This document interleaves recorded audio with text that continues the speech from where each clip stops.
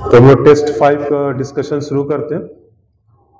इसमें जो question number 2 है, भारत में पारसी धर्म सुधार आंदोलन से कौन कौन से व्यक्ति संबंधित थे, और इसमें 4 ऑप्शन दिया गया है। दादा भाई नौरोजी, दूसरा नौरोजी फरदून जी, तीसरा SS बेंगोली और चौथा KR कामा। और जो विकल्प दिया गया है 1, 2, 4, बी में 1 और 2, तीसरा 1, 2 और 3 और डी में उपर्युक्त सभी। तो यहाँ पे जो आंसर हो जाएगा वो सभी, यानी कि ये सभी लोग पारसी धर्म सुधार आंदोलन से संबंधित हैं।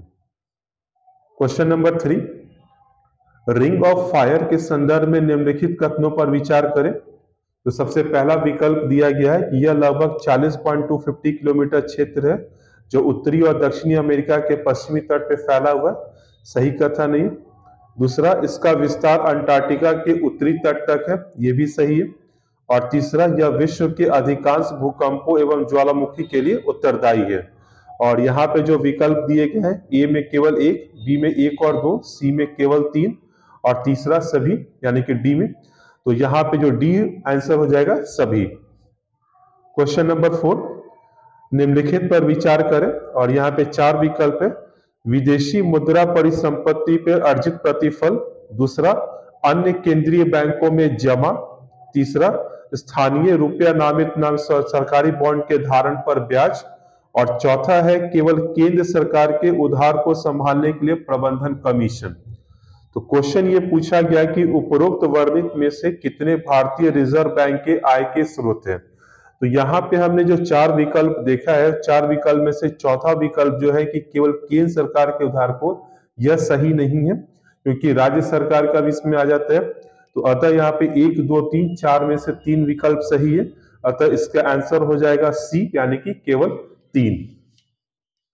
क्वेश्चन नंबर 5, निम्नलिखित कथनों पर विचार करें।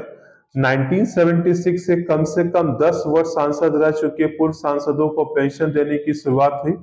दूसरा विकल्प, संविधान का अनुच्छेद 106 संसद को यह अधिकार देता है कि वह सांसदों का वेतन भत्ता निर्धारित करे।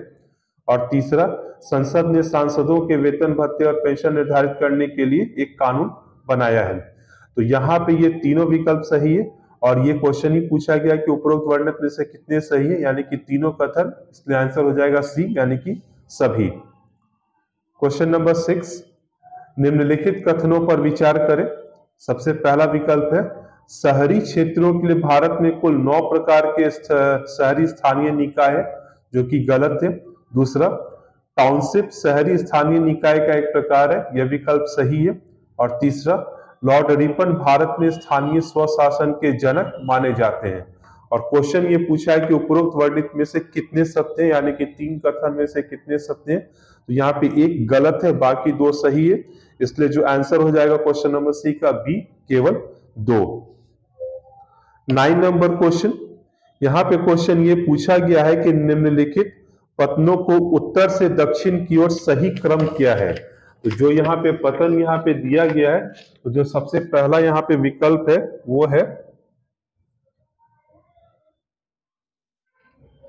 आस्ट्राखान, दूसरा है बांदर ए अंजलि, और तीसरा है बांदर अब्बास, और चौथा है मुंबई। तो इस क्वेश्चन को अगर ध्यान से देखा जाए तो ये मैप बेस्ड क्वेश्चन है। आस्ट्राखान जो आएगा वो रशिया के अंतर्गत आता है, और यहां पे अगर हम ये बोर्ड देखें तो ये ईरान के अंतर्गत ये पतन आ जाएगा, और ये आपको भारत में ये है। तो इस प्रकार से क्वेश्चन ये पूछा गया है कि उपरोक्त वर्णित पतनों का उत्तर से दक्षिण की ओर सही क्रम क्या है। तो जाहिर सी बात है कि सबसे उत्तर में अगर हम देखेंगे तो रूस का आ जाएगा, उसके नीचे ये ईरान के पोत आ जाएंगे, और सबसे दक्षिण तरफ ये भारत का मुंबई आ जाएगा। तो यहाँ पे विकल्प दिया गया 1, 2, 3, 4, यानी कि जो सबसे पहला विकल्प है वो सही है। तो आंसर हो जाएगा ए। क्वेश्चन नंबर 14, निम्नलिखित में से सही कथन है। राष्ट्रपति पद के चुनाव में निर्वाचक मंडल के प्रत्येक सदस्य विवेक के आधार पर मत दे सकते हैं, यह सही है। और राष्ट्रपति चुनाव में सदस्य दलीय व्हिप से बंधे होते हैं, ये सही नहीं है। और तीसरा, सिर्फ लोकसभा के महासचिव ही राष्ट्रपति पद के निर्वाचन के लिए निर्वाची पदाधिकारी होते हैं, ये कथन सही नहीं है, क्योंकि जब भी राष्ट्रपति पद का चुनाव होता है तो बारी बारी से, यानी कि एक बार लोकसभा के महासचिव होंगे और दूसरी बार राज्यसभा के महासचिव जो होंगे वो रिटर्निंग ऑफिसर के तौर पे कार्य करेंगे। तो यहाँ पे जो आंसर हो जाएगा वो 1 और 2। क्वेश्चन नंबर 17, निम्नलिखित कथनों में से सही कथन की पहचान करें। यहाँ पे 3 कथन दिया गया।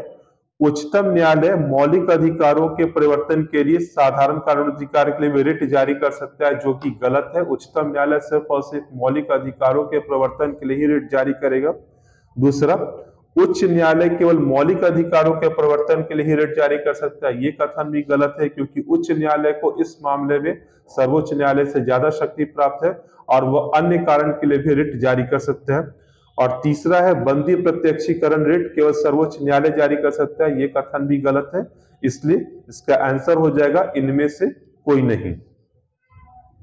क्वेश्चन नंबर 20, सेनकाकू द्वीप को लेकर कौन से 2 देशों के मध्य विवाद है? और विकल्प दिया गया जापान उत्तर कोरिया, दूसरा चीन दक्षिण कोरिया, तीसरा है चीन जापान और चौथा है जापान वियतनाम। तो यहाँ पे जो आंसर हो जाएगा वो चीन और जापान। क्वेश्चन नंबर 21, 2 कथन यहाँ पे दिए गए और पूछा गया इनमें से कौन सा कथन सही है। हीट वेव उसे माना जाता है जब सामान्य तापमान से 5-6 डिग्री सेल्सियस से ऊपर रहता है, सही है। और दूसरा, भारत में हीट वेव को प्राकृतिक आपदा माना जाता है, ये गलत है। तो यहाँ पे जो आंसर हो जाएगा केवल 1।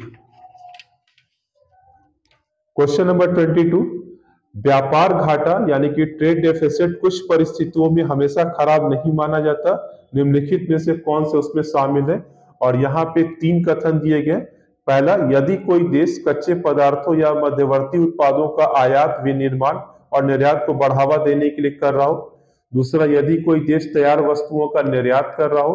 और तीसरा, यदि कोई देश खाद्य पदार्थों का आयात कर रहा है। तो यहाँ पे जो प्रथम विकल्प है, यानी कि अगर हम व्यापार के संदर्भ में इसको देखें, यदि कोई देश कच्चे पदार्थों का आयात करता है परंतु बाद में उसे तैयार करके निर्यात करता है, तो ऐसी दशा में उसको व्यापार घाटा भी होता है, तो भी वो गलत नहीं होगा या उसके लिए सही होगा।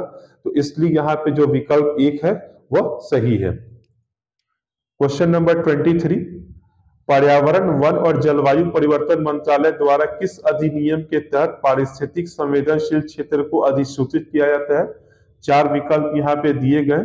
सबसे पहला, वन संरक्षण अधिनियम, दूसरा प्रदूषण रोकथाम अधिनियम, तीसरा अपशिष्ट निवारण अधिनियम और चौथा है पर्यावरण संरक्षण अधिनियम 1986। तो यहाँ पे जो डी होगा वो विकल्प है, वो सही आंसर होगा ये। 41, सिविल सेवा बोर्ड के बारे में असत्य कथन की पहचान करें। भारत के सभी राज्यों में प्रशासनिक सेवा के अधिकारियों और स्थानांतरण नियुक्ति के लिए इसका गठन किया गया है, ये गलत है। राज्य के मुख्यमंत्री इसके अध्यक्ष होते हैं, ये कथन भी गलत है, क्योंकि या जो चीफ सेक्रेटरी होते हैं किसी स्टेट के, वो सिविल सर्विस बोर्ड के अध्यक्ष होते हैं और राज्य के मुख्य सचिव इसके उपाध्यक्ष होते हैं, ये कथन भी गलत है। तो इस हिसाब से यहाँ पे जो आंसर हो जाएगा डी, यानी कि उपयुक्त सभी। क्वेश्चन नंबर 43, इनमें से किस देश ने ग्रीन फ्यूल अलायंस इंडिया की स्थापना की है? और 4 विकल्प दिया गया है, डेनमार्क, जर्मनी, अमेरिका और ब्रिटेन। तो जो आंसर हो जाएगा वो डेनमार्क।